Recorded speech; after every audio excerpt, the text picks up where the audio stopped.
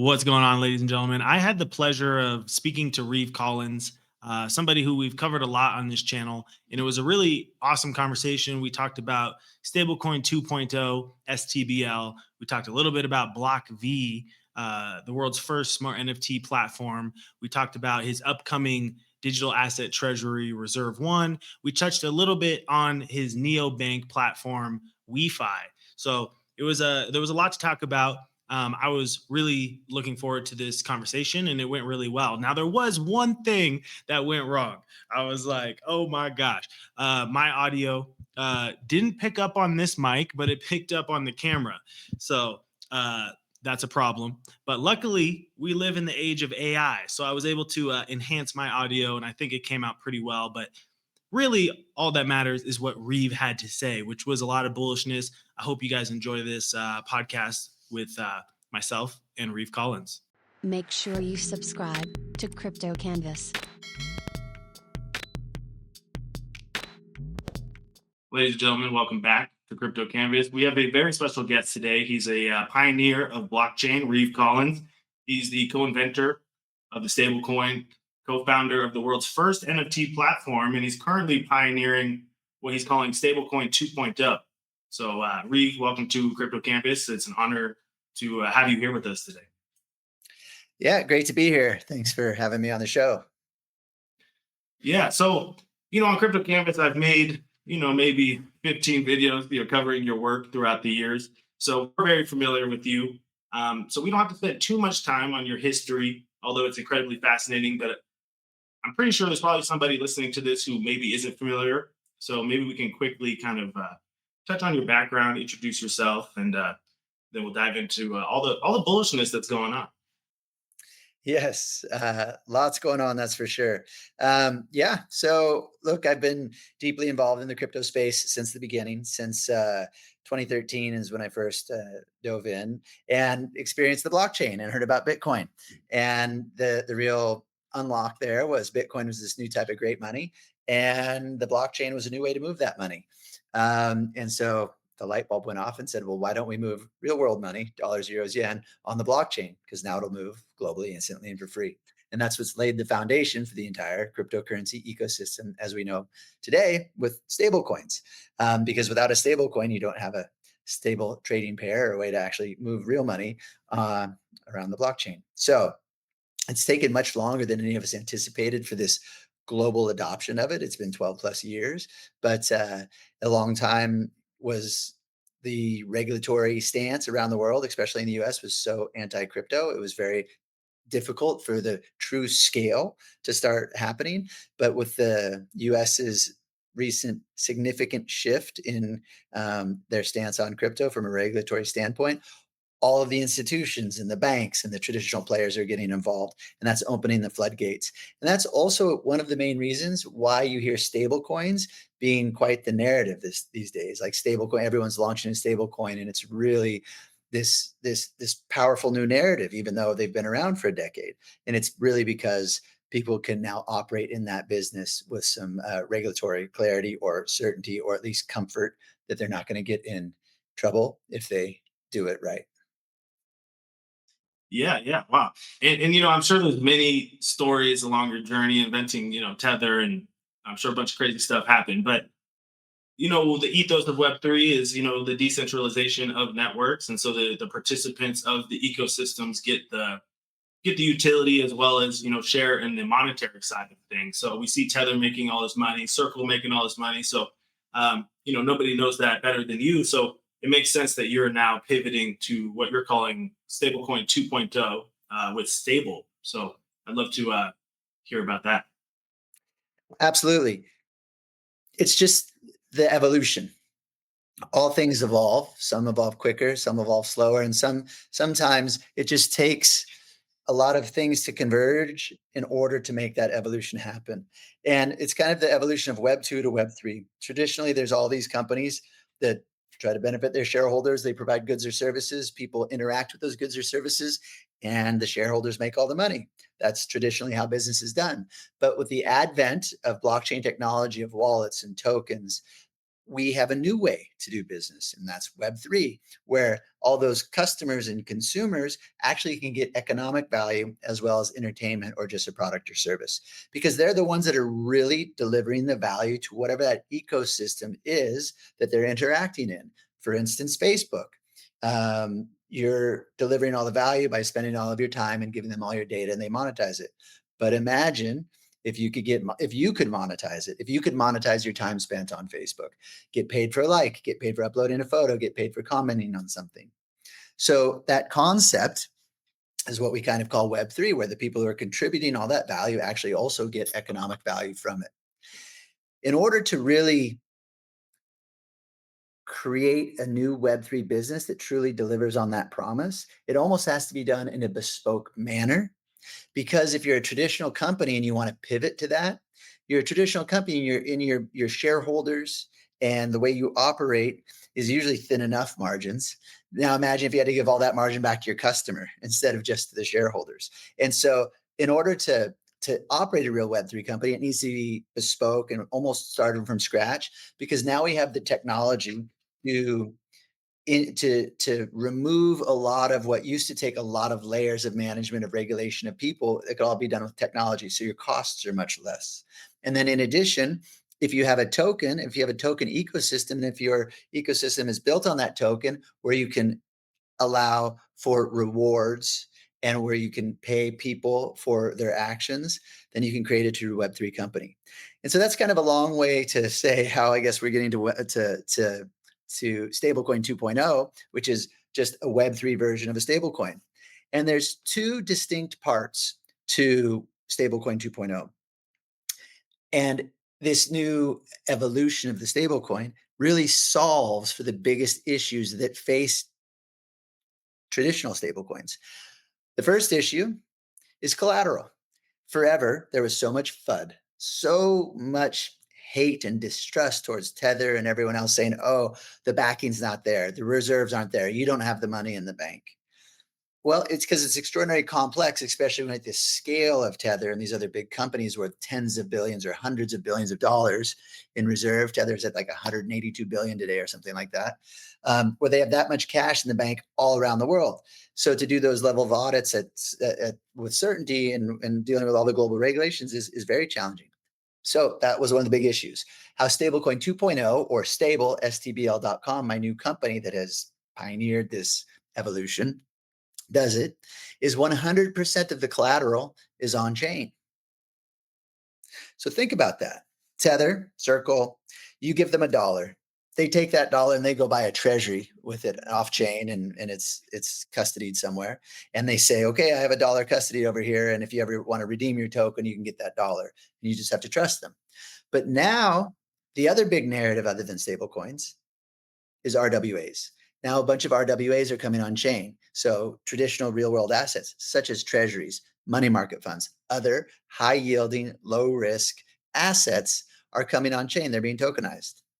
So now once those assets are tokenized, they can be the collateral. So with stable, the user, instead of providing that centralized company $1 so they can go buy an offline treasury, they buy the treasury themselves. The customers now can go out and buy a tokenized treasury, post it as collateral on our protocol, and mint their own stablecoin. And when I say mint their own stablecoin, I don't mean their own personal branded stablecoin, while that is a function I'll touch on in a little bit. But what I'm saying is they get to mint USST. USST is our universal stablecoin that's identical to USDT, USDC, and the hundreds of others that are asset-backed stablecoins that are coming out. The main difference being all those others, when those are minted, the centralized company, Circle, gets all the money. In this instance, since you minted it, we've split it in two. You get an NFT that captures the income stream from that tokenized treasury that you posted as collateral. And in addition, you get USST, and that's utilized similar to any other freely trading stablecoin. So those are the two premises for Stablecoin 2.0. First, that collateral is on chain.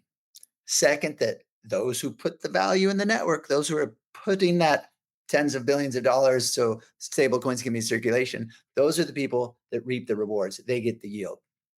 One more thing to add. It's not a yield-bearing stablecoin. I know it's sometimes it's complex to pull this all together, but a lot of people were saying, oh, let's do a yield-bearing stablecoin. This is not that, because a yield-bearing stablecoin is a security and it is not freely trading and it needs to be whitelisted. And there's a lot of issues with that. So we've solved for that as well. So that's why the yield is stripped. You get the yield NFT and the freely trading stablecoin. So there's Stablecoin 2.0, on-chain collateral. The community gets the yield. And then eventually, very soon actually, what Stablecoin 2.0 is going to lead to is ecosystem stablecoins, basically white labeled stablecoins. Because now that users are realizing, and now that the regulations are there where large institutions, companies, states, countries, any ecosystem can have their own currency. That means that everyone's going to have their own currency because it's significantly more profitable. They get a lot more control, a lot more visibility, and most importantly, they can reward those people in their ecosystems who provide the most to that ecosystem. And so again, I guess that's the third tenet of Stablecoin 2.0, on-chain collateral, the ecosystem reaps the rewards, and also ecosystems will now have their own branded currency. And that's stable.stbl.com is the foundation for that and the technology for that. We enable people, one, to mint that stable coin. And in addition, ecosystems, which we're calling ESS, they can mint their own stable coin on top of USST and get the control and utilize it. And then if it ever needs to go out of the ecosystem, they just swap it for USST, which is the universal stable coin. So that's where we're at today. Bullish, man. That's really exciting. My mind's spinning. There's so many ways we could go with this. So we'll talk about the ecosystem specific stablecoins. My question is, why would an institution or organization choose to use a stable platform as opposed to going out there and doing it maybe the more traditional way? What are the benefits of STBL in that regard? It's much more turnkey. There's a lot of technology out there that allows you to create your own stablecoin. It's fairly straightforward at this point in time. When we first created it over a decade ago, we were the first people that we really had to tweak this protocol that was built on top of Bitcoin called the Mastercoin at the time. And we had to tweak that in order to actually tokenize something. And now all this stuff is off the shelf. So yes, you could use a lot of technologies to spin up a stablecoin, but you still have a lot of the issues. The collateral's off chain. And you're either going to have to do some sort of rev share, figure out how the yield is done and how much yield it is. You got to figure out what the collateral is. We just provide a technology platform that makes it really simple for an ecosystem to mint their own stablecoin. And the benefits are, one, they get to choose their collateral because there's lots of companies out there tokenizing RWAs. BlackRock and Franklin Templeton and Janus Funds and Superstate and Ondo, and the list goes on. Everyone is tokenizing treasuries, money market funds, higher yielding funds. You, as your ecosystem, gets to choose. Oh, I like BlackRock over Franklin Templeton. And so I want to use that as collateral. I want to use this one as collateral. I want to use this mix. So you get to choose all of these tokenized offerings, put them in your vault, and then we, again, split the yield, and then you get the stable coin. So now you split the yield. Well, this yield is infinitely divisible. So now you're getting this big pool of money. Who do you want to send it to? So imagine if you didn't split it and it wasn't tokenized, you'd need a lot of accounting. You'd need a lot of contracts. You'd need to figure out who gets it and how and all that. That's a big oversight. Now it's all automatic. You're like, oh, I'm going to put this in 27 different tokens, each with a different percentage, but that's the pool of yield. And it goes out to all these people based on this set of rules, right? So you really get to programmatically distribute the yield. And it becomes a much more simple process than you can imagine the traditional way. So that's the distribution of yield and the fact that you get to choose your own collateral. Now you minted all the USST, but now you're minting your stablecoin on top of it. So USST is this universal stablecoin. You don't get much analytics that's anything more than just the traditional analytics you get on the blockchain, and you don't get any control. However, since you've locked, let's say, your $1 billion of USST because now you're minting it for your ecosystem, now you have your ecosystem token. you get complete control. Whatever set of rules that you as the issuer want to um, deploy for your stablecoin, you get to. You get complete transparency, control. You can make sure that it's only whitelisted wallets that use it. You can freeze it, you can burn it, you can retract it, or you can do none of those things, right? It's up to you to set the rules for your token. And it's up for your users to either use it or not. But you get all of these benefits from utilizing our platform, and it's just significantly better than any other offerings that we've seen for those reasons, that it's all on chain and people don't even need to have a contract with us. Soon, when we fully roll this product out, people can just come in and build on top of our platform and mint their own tokens, because it's all going to be programmatic and it's all going to be on chain. So it provides a significant amount of value both for the ecosystem and the users. Awesome. So there are so there's three tokens, right? I mean, there could be, there's going to be more with if you include all the white labeling tokens, but the core stable protocol has three tokens. We have the USST stablecoin, we have the YLD NFT, and we also have a governance token, STBL. Maybe we can unpack, some of the utilities of the governance token. Yeah, that's a great question. It's also back to what my long explanation of what a Web3 company takes. This is why we've started Bespoke, a new company that all of the rewards go back to the community. All of the profits and the value in that network, we want to share it with the community. And so you have to do that through a token. And right now it's done through a governance token in this instance. So our governance token is the third token in our ecosystem, which enables the users to participate in the upside. So when people utilize our platform, it's typically a 20% fee that we take. So if you post the RWA there and it earns, the fees, we take a 20% fee to utilize the platform. And the reason why 20% isn't that much is because let's think about what it traditionally would work. Let's say that you bought a tokenized RWA and you had some T-bills, and it's earning 4% a year. What would you typically do with it? You just have to use it, sit on it in your wallet, and it just earns interest. We're giving you utility. So right now you have yield, but if you bring it to our platform, we're splitting it. Typically, you lose the utility. If you buy these tokenized RWAs, these assets that are tokenized, you're just getting yield. We give you a lot of utility. Now you get a stable coin and you get to spend it in the wild while you keep earning the yield. That's huge. Yeah, my mind when I was reading about this, I was like, okay, so let's say I owed $5,000 in taxes. Why wouldn't I just take that 5,000, go mint USST, or buy let's say BIDL fund or Hondos, and then strip the yield, get that 4%, take the stable coins, pay my taxes, and then now I basically got a 4% discount on my taxes, right? Or just ideas like this, right? There's a lot of ideas on this, and one of the questions I've gotten a lot is is there like an infinite looping yield, right? Where you could just do this loop infinitely. I hope if that makes sense. Absolutely. It makes sense. And I'll share the nuances why it doesn't quite work that way, but it does make sense. And this is why what you just said, you're like, well, you're like, this is a no brainer. Why would I ever pay my taxes or pay anyone anything? Why would I pay anything? Why would I just give them dollars? Or a better question, why would I give them Tether or Circle when I can give them USST? And I know if I minted that USST, I forever get the 4% on that payment. That's stablecoin 2.0. Once that sinks in, once that genie's out of the bottle and they see the system works, there will be no more stablecoin 1.0 because everyone will utilize this system. I hope it's mine, but there's going to be a lot of fast followers and a lot of copycats coming that deliver this type of functionality, because once people really get it, they're just like, you just don't go back. You're just like, well, yeah, I'll put the money in my pocket. So there's a couple of caveats to that, though, obviously.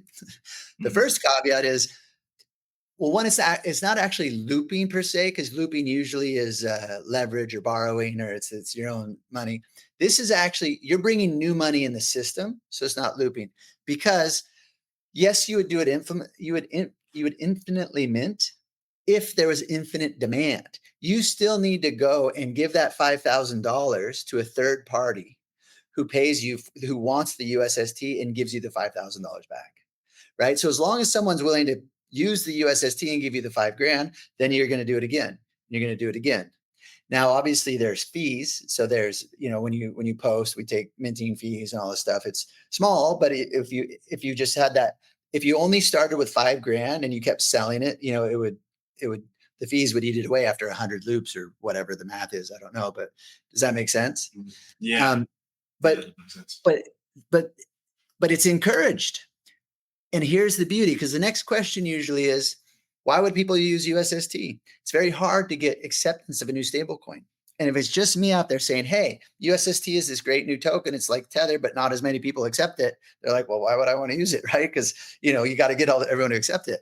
And soon they will. The goal is to have a whole army, to have the whole world, to have everyone have that same epiphany that you did and say, well, wait a minute. I'm going to mint USST and I'm going to tell my friends to take it when they're like, no, I want USDC or USDT. You're like, no, you have to take USST, right? We want every single individual to take it. When that person says, why should I take it? It's like, well, because I'm earning interest. And guess what? You can do the same, right? And if you don't do it, then I don't earn interest and no one will do it. It's a network effect. So we want to create a movement. And the movement is the Stablecoin 2.0 movement, which means that the people should get the money for doing the minting.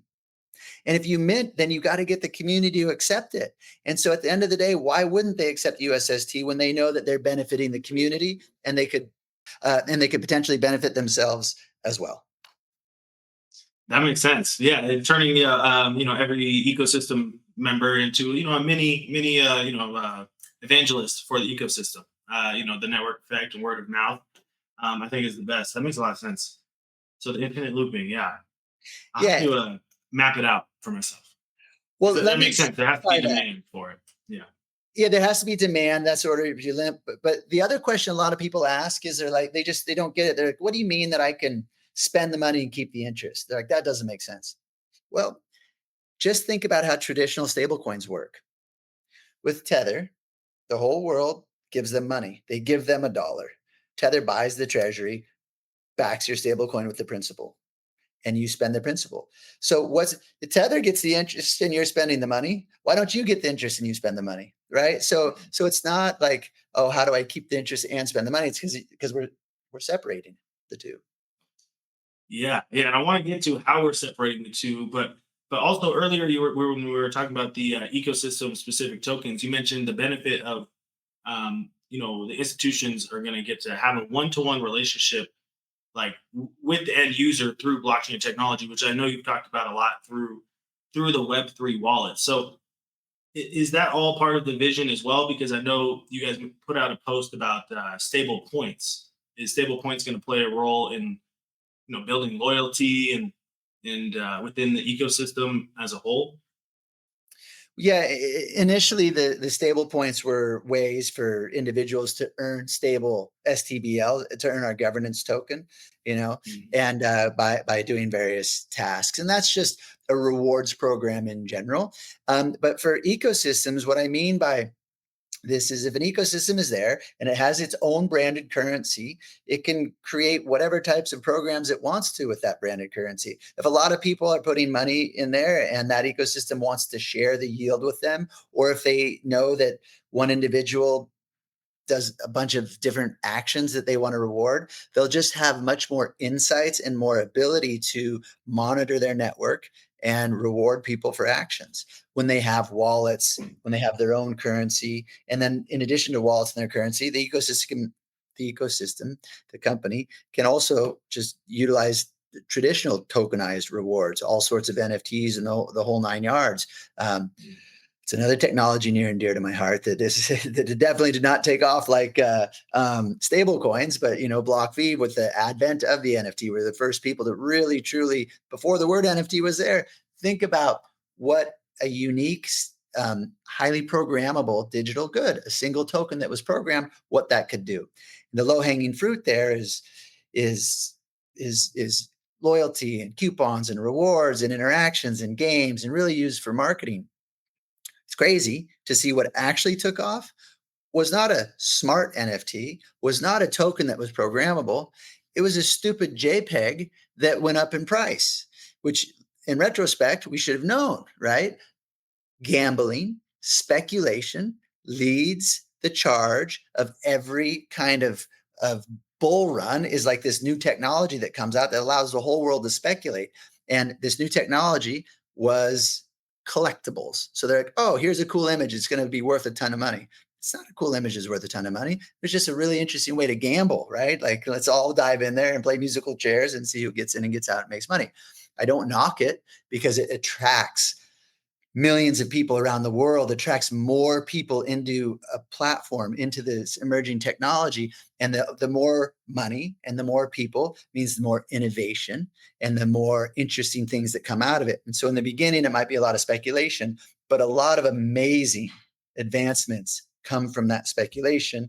And then they just grow over time. That makes a lot of sense. Yeah, and I've thought a lot about smart NFTs, and the loyalty marketing and advertising is a massive use case, but also like DeFi and finance, and how these smart NFTs can be used in that. I've thought about for a while. So when I saw the YLD NFT that Stable uses, and the whole stripping mechanism, I'm really interested to hear how are you guys doing that? Is that related to your previous work at BlockV, whether you built on top of it or learned lessons from it? Yeah, we're really hoping to use BlockV. So we're definitely in talks and trying to when we refine, because you're spot on. It's about time for NFTs to evolve, and now there's significant financial applications that are NFTs. Most RWAs are NFTs. If there is like these treasuries and things, if or let's sorry. So for Stable, if you come and mint $10,000 worth of treasuries, it's $10,000. It's a 90-day treasury or a perpetual treasury, and it has it has a certain duration and it has a certain interest, and it's tied to your 10 grand. That's definitely an NFT. And so we would like to utilize BlockV, where they're the ones that are providing, because they have extremely robust technology to provide all the features and functionalities needed to make that NFT do um, more than just accrue that interest. So it will be able to accrue the interest. You'll be able to then we'll have the ability to trade that NFT as well, and then interact with all of the holders and the users, and then it'll be whitelisted. And so it's a great application for the BlockV technology, which is these financial NFTs. And a lot of other RWAs that are coming on chain will need NFT technology because they simply are non-fungible. That makes sense. That's exciting to hear. And how do you think AI is going to play a role in this? There's two sides of this question. I mean, these are big topics, but BlockV has an AI platform coming out. I'd love to kind of expand on that a little bit. But also, when I'm thinking about Stable, I'm like, I keep thinking about how AI could, sit on top of all of it, and you kind of, because it can be kind of complex, right? When we're talking about financial stuff and yield and all this for a lot of people, so maybe there's like an AI that that handles a lot of the heavy work for you. So how do you see AI playing a role in the future of Stable or BlockV and all of it? Yeah. I mean, AI is going to play a massive role in the future of every technology, especially the blockchain. And I speak about this a lot when I do talks, which is the interface moment. I don't know. I guess you've probably watched most all of my old BlockV videos, and I appreciate that. I appreciate all the support there. Um, but that actually was one of my pitches back in the day for BlockV. I'm like, the NFTs in this wallet, this is going to be the interface moment, because before it was just these currencies and you had a wallet, you had a line item, but now we had a really interactive way to represent those currencies. We had this highly programmable digital good that could represent all sorts of different things, and we thought it'd be this great interface for the blockchain, and allow it be more engaging and allow people to participate more. But it's still too complicated. Now I'm upgrading and updating the pitch that the AI interface is the interface moment. And it's because AI is actually going to enable people to utilize blockchain wallets, understand which currencies they're using, and really make whatever kind of transaction, make that happen in the manner that they want to. So they'll just talk into their wallet and they'll say, mint some stable. They're like, I need to spend $10,000. What's the best way to do it? Well, it's going to turn out that the best way to do that is to go buy some tokenized treasuries, mint stable, keep the yield, and send the money. But they'll just be able to talk into the wallet and do that. Now, that's going to take a little while for that level of complexity for AI to get there. But already right now you can use AI to look at all a bunch of different DeFi pools and optimize for yields and do portfolio balancing, all sorts of things. But very, very soon it's going to get more and more sophisticated, and people are simply going to talk into their wallets and say, I want to move money here, or I want to do this, or I want to do that. And it's all going to be taken care of for them. Therefore, AI is truly going to be the interface that allows people in mass at scale to access blockchain technologies. Yeah, that's going to be huge. That's going to unlock a lot of value for people.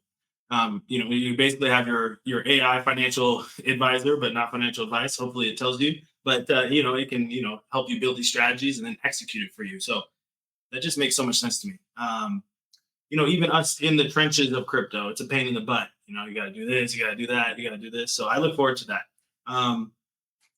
So maybe we can get into Visa.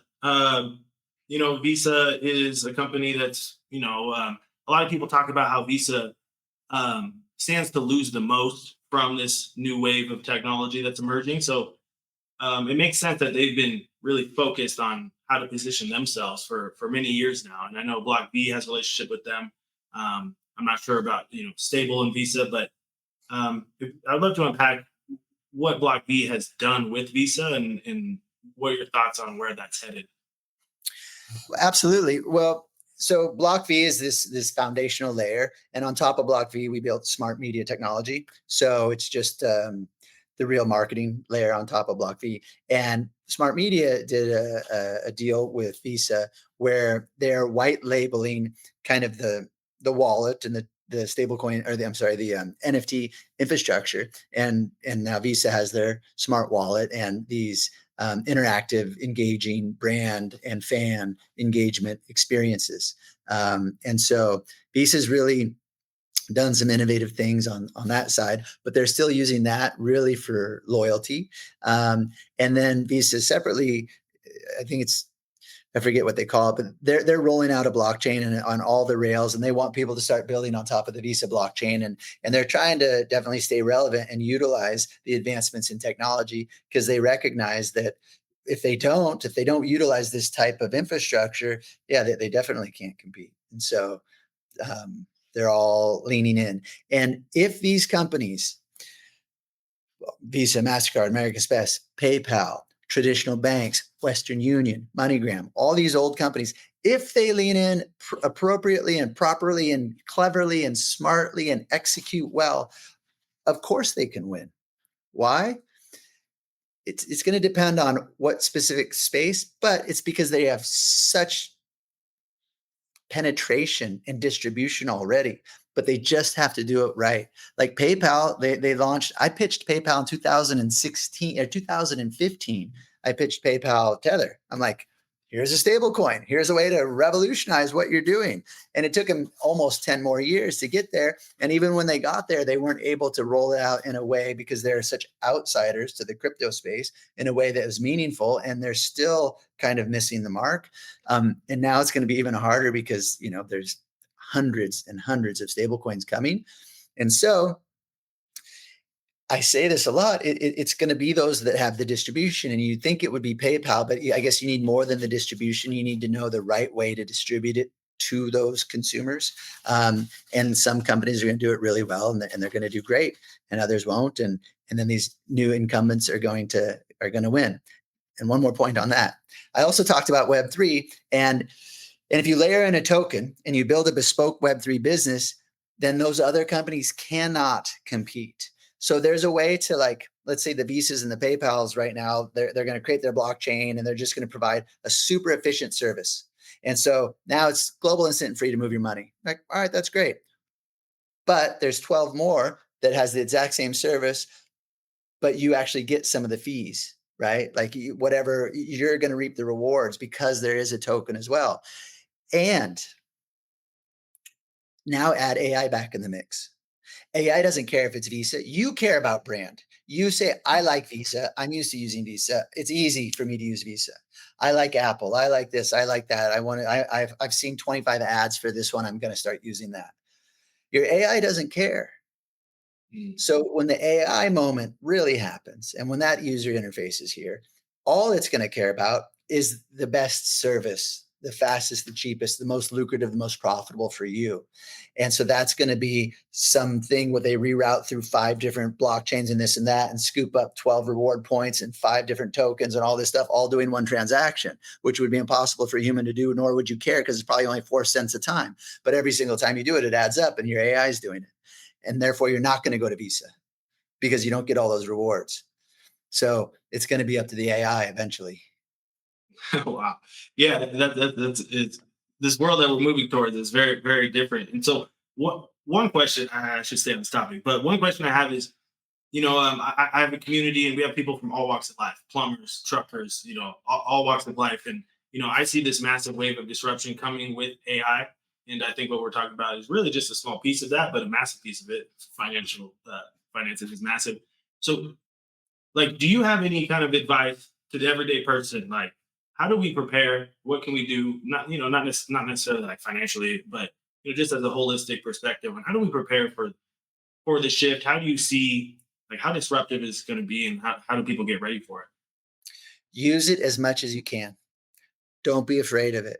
Use it, lean into it, really learn the tools. Learn them so well you know when it's lying to you. Because that's the biggest problem. People are like, oh, it doesn't work, it hallucinates. Yes, it does. But when you use it enough and and you also the subject matter, and you're like, well, this is a little off. Let me delve deeper. That's how much you need to use it so you get comfortable and really aware and really, really, really understanding it. And try to understand it a little deeper than just surface level. Like understand why it does what it does and how to ask it the things that you want it to do. Because the more you know and the more you use it now, the more prepared you'll be in the future. And the more prepared you'll be to leverage it to ensure whatever you're doing, you're going to be able to do better. Because I still talk to people that are like, oh, I don't use AI that much. I talk to lawyers, I talk to accountants, I talk to lots of people that are like, oh, no, AI isn't good for this, this, that. You're like, well, you better just start learning it well enough because it is actually is way better than all of that. And they because one, and that's the biggest problem, they put in so much time and effort in their career and all this stuff, and all of a sudden it can be absolutely replaced by AI, and so they don't want to use it. That doesn't mean they're not going to be replaced. What they need to do is lean into it so they can be 10 times more productive.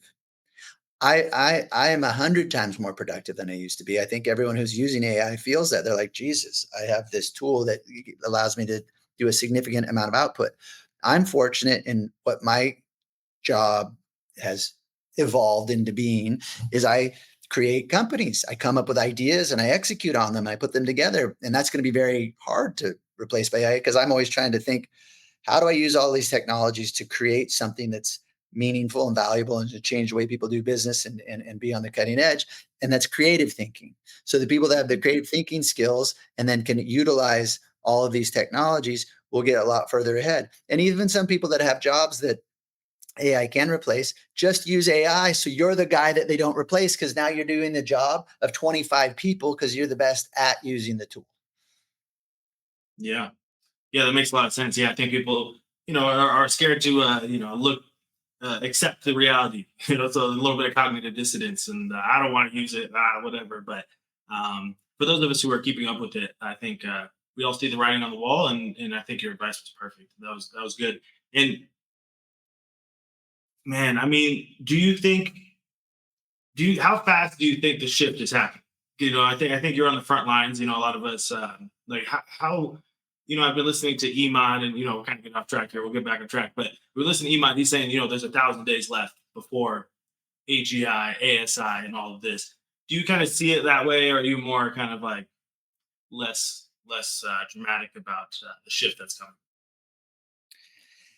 No one knows. I mean, some people might know a little bit about when certain software is going to be released, but they don't know the impact or how it's going to work. And but just know it's coming. You know, Yeah. like just and all you can do to prepare for it is don't worry too much, because what Mhm. can you do other than learn the technology, use it, and learn how that technology is going to make you more valuable, make your skill set more important. Um, yeah, I don't really have any other prediction other than, watch Ready Player One, and let's hope that we have a more bright future than that. Yeah. Yeah, and so Visa they've rolled out something called Visa Intelligent Commerce, which to me it kind of sounds like what you're talking about with this ability to talk to your AI, and it does, goes out there and does things for you. That's like almost seems like they're ahead of the curve on that side of things. Um, so so do you see a lot of people preparing for that? Like, where are we on that curve? Because that seems inevitable. I see Visa doing it, but I don't see a lot of other people doing it. Um, do you think like there's going to be a big moment where like this? Because I think that's transformational. The ability to speak to AI and it builds stuff for you and goes out there and does stuff for you. So you were saying we have quite a while until that comes. Um, I have no idea. Some things like look at Chat GPT, and then the proliferation of the other GPTs. Um, I don't even know. Was it a year ago, 2 years ago? Like, do you remember the first time you're like, oh, this AI is weird. I don't really get it. Oh, I don't get it. Oh, and then you start using it more. And now everyone uses it. And it's crazy because you can read every single email and text and all these things, and you see the dashes or you see the bold, and you're like, you can tell the alliterations on how that speaks. And so hopefully people are getting smart enough to tell it, don't do that stuff anymore. Make it a little more human, and don't sound so much like an AI, but everyone uses it. And that just exploded onto the scene. And so these new kind of features that are happening, they're just going to keep compounding, and yeah. they'll be here sooner than we think. So I have a really good question about the role Visa plays and Mastercard and these trusted institutions that have a history that they do, um, but also just bigger than that. Like recently, there's a video going viral of some guy who lost $3 million in XRP, and it's because he didn't know what he was doing, with the hot wallet, cold wallet, and all this and that. And so, in this future, if everything's moving to blockchain, is everybody going to be required to, have a seed phrase and have a cold wallet and do all this and that? And I imagine the answer is no. And so, if so, what's the solution for that? For once, everyone's going to have a choice. In the past, you had no choice. Give the bank all your money, trust them 100%. In the beginning of Bitcoin and blockchain, you had no choice. Get your seed phrase, understand your wallet, do all this stuff, put it in your safe, or you're going to lose your money, right? There was two ends of the spectrum. Forever it was just you have to trust them completely and you have no control. So you have 100% control. You have to trust yourself completely. And and now, a decade later, we kind of have a little bit more of a little wider range, right? So you can still, because I have a lot of friends who don't trust anyone at all, and they want all of that stuff themselves. But then obviously the majority of people don't have that level of, they just don't feel that way, and they would rather trust someone a little bit because they feel that the person they're trusting is going to do a better job as a custodian than they are. So there's going to be very trusted custodians. Look at Coinbase, one of the most trusted custodians out there, especially in the US. I'd say it's extremely trusted. It's a public company, it's regulated, they've built a great brand, and so a lot of people are comfortable trusting them. But even Coinbase offers their Coinbase wallet that you get your own keys, and it's non-custodial, and so you still have choices, so you don't have to leave your money on there. And so you're gonna get to choose, do you want to control everything, or are there some trusted custodians that can provide that service for you? I used to also share in the back in the day when people had no idea what blockchain was or Bitcoin. They're like, how is this going to impact me? How is this going to affect me? I don't get it. I don't understand. Well, first of all, you don't understand how email works either, but you use it all the time. The only reason why you wanted to get this is because it's money and it's weird. And so if it's your money, you really wanted to understand it. But what I would say is you still don't have to understand it. In the future, all that's really going to happen is you can still go to Wells Fargo and Bank of America, but your services are going to be so much better, so much faster and more efficient, right? Globally instant and free at Wells Fargo, at Bank of America. So, and we're getting there. We're getting to a point where traditional finance and decentralized finance are going to just become finance. Like every banking app is going to have all your cryptos in it. And every crypto app soon is going to also have fiat in it. And very soon, dollars are just going to run on blockchain instead of that dollar being wrapped in a token. And you see USDT versus USD.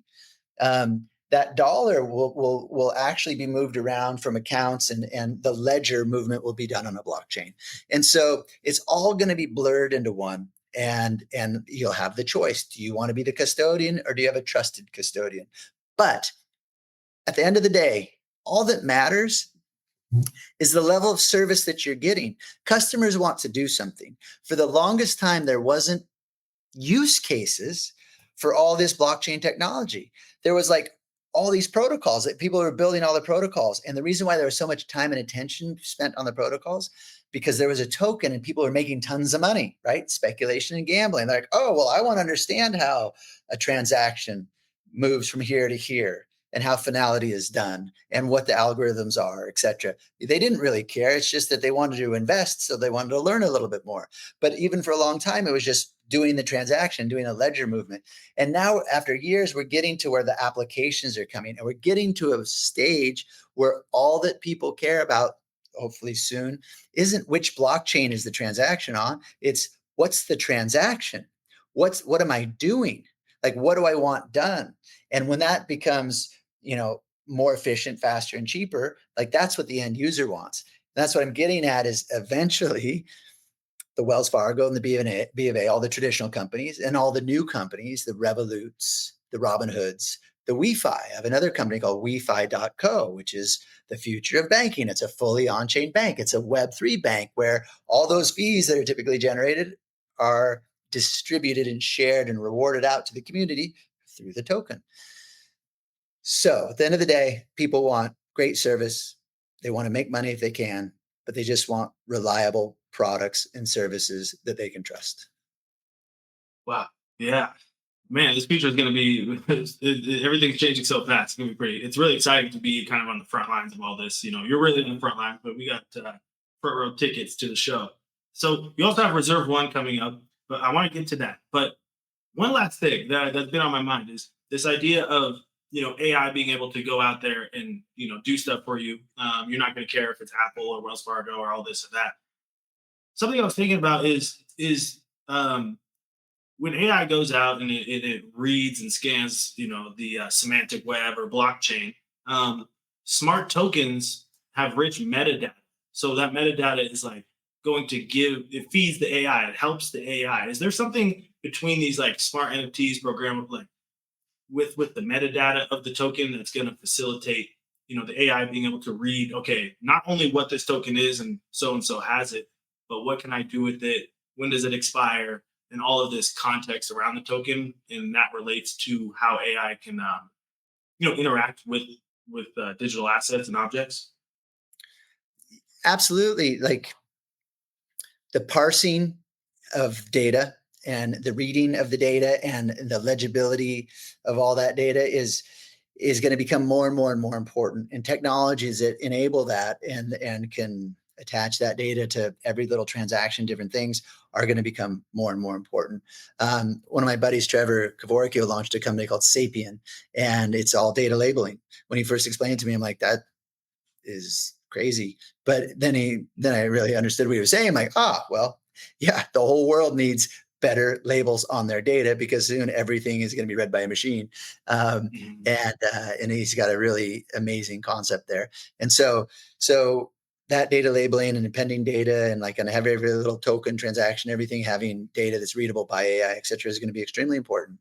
And luckily, none of these problems are problems that one or two people are working on. There's whole like people from all around the world are all trying to solve all of these problems at once, and who knows who's going to solve it, but everyone's going to solve different parts of it. And at the end of the day, we're going to end up at a place where we get really good services. Yeah. Maybe AI will help solve it eventually. Sure. Yeah, and I know Tim Berners-Lee called it linked data, and so it definitely seems that that's where everything's headed. So you have Reserve One, a digital asset treasury company. We've seen a lot of these make a splash, but I'm not exactly sure what your role is at Reserve One, but I know you're pushing that forward. And I know they're doing something a little unique in that space. So I'd love to hear about that. Yes, I brought Reserved on the market. I'm the chairman. I'm the pending chairman at the moment because Reserve One and the SPAC haven't formally done the business combination. Once the SEC approves that in the next whenever, few months, then I'll be the chairman of Reserve One. And I'm very excited and proud of this company. We raised $1 billion. And what's amazing about it to me is one of my passions is to deliver on the promise of blockchain and to deliver on the promise of Web3. And in doing that, it's just exposing more of the world to crypto. And to date, the only people that really could get involved in crypto had to be somewhat technologically forward, where they're comfortable with wallets and having their passwords and utilizing that kind of stuff. But now that we can have a public company that provides exposure to crypto, people can just call up their stockbroker and say, yes, I'm interested in the future of finance. Yes, I want exposure to Bitcoin and some altcoins. Yes, I trust this company to do some strategic VC bets in the ecosystem to earn yield on that $1 billion of tokens. And I want exposure to that.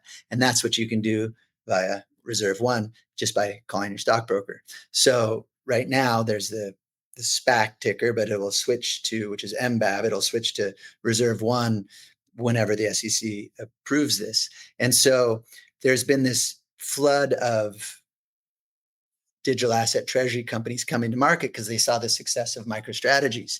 And the regulations have loosened and shifted. And we know that more clarity is coming with regulation to enable publicly traded companies to hold cryptocurrencies on their balance sheet and to interact with cryptocurrency companies.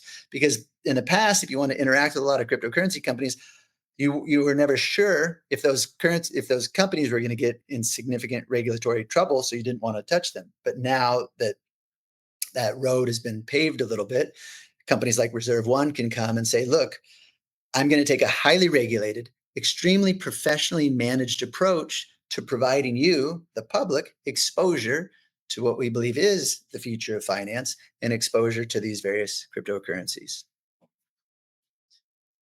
Yeah, so it almost solves for many people what we were talking about earlier, the custody solution. You don't want to handle your keys. You know, you can basically invest in a company that is doing a lot of that, and not just Bitcoin or just Ethereum, which we see a lot. Sounds like Reserve One is going to do, expand out beyond the those two. Yeah, we'll have a diversified strategy. It starts with about 80% Bitcoin, 20% altcoins, Ethereum, Solana, even some of that XRP that you just mentioned, and yeah, and Cardano and some, and we'll see. So these are so just kind of a much more broader approach and to the future of finance. Yeah, awesome. Well, as we wrap up here, I know we got to go, but um, I have like a million questions here. Like, which one do I want to ask? Block V, real quick, because everybody listening knows I love Block V, and really fascinated by what they're doing. What's your current role at Block V, if any? Is a big Yeah, question to go on. co-founder. For a long time I was co-founder and CEO, and then we started Smart Media, and which really utilized Block V. And Lucas is now running Block V, but I talk to Lucas at least once a week. And I'm very proud of Block V, extremely proud of it for a number of reasons. It was so advanced in thinking, and way back in the day when those concepts first came up of this highly programmable good and this digital object, to see how advanced that was, and then the robustness of what we've built over the 8 years, or when we launched 2017. So yeah, um, that we've been working on it, and the fact that out of those ICOs that took place in 2017, I mean, we're probably one of a dozen that are left, right? We're still going. And that token did very well for a little bit. And then it just, but it's not reflective of the quality of the technology or the time that has been spent or the amount of hard work and that has gone into that company over all of these years. And it's still going. And we're just not giving up. So while I'm not active at all day to day, I'm very involved in the brainstorming, very close with the team, and still part of that Block V and Smart Media ecosystem, and have leaned in and helped out significantly over the years. But now my focus is on this, is growing this ecosystem of companies that I'm directly involved in. So Reserve One being this public company, and then Stable and WeFi.